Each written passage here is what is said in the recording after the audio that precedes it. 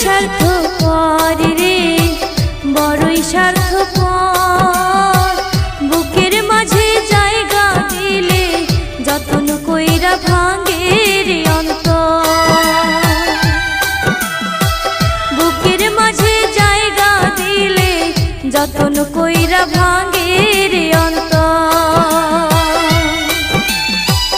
অচেনা এক জঙ্গলার পাখি যতন কইরা বুকে রাখছি, বুকের পাঁজর ভাঙ্গা সে যে সাজায় অন্যের ঘরে, সাজায় অন্যের ঘর।